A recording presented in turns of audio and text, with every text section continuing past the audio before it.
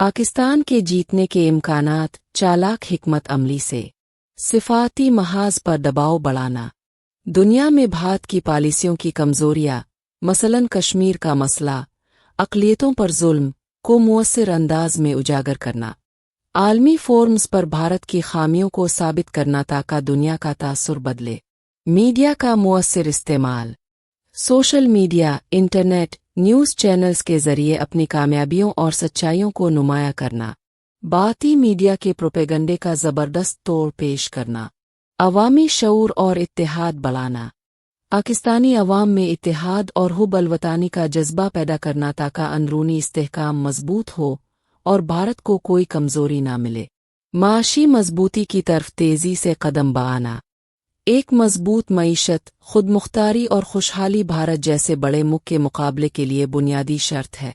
छोटे छोटे इक्तिसादी मंसूबे, मकामी सनतों को सपोर्ट देना और सरमायाकारी को फ़रोग़ देना।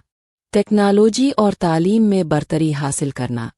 अगर पाकिस्तान नौजवानों को तालीम, साइंस और टेक्नोलॉजी में आगे ले आए तो ये सबसे बड़ी जंग होगी। तवील मुद्दती मुकाबला हमेशा इल्म और तहक़ीक़ से जीता जाता है।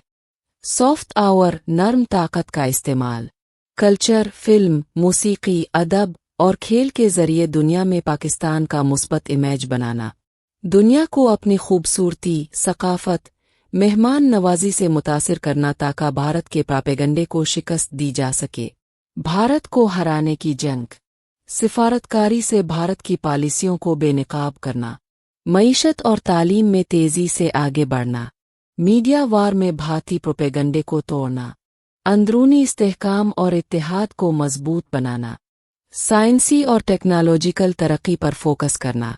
खुलासा। पाकिस्तान भारत को मैदान जंग में नहीं बल्कि अक्ल, इत्तेहाद, इल्म और हिकमत अमली से शिकस्त दे सकता है। असल मुकाबला तलवार से नहीं, दिमाग और दिल से जीता जाता है।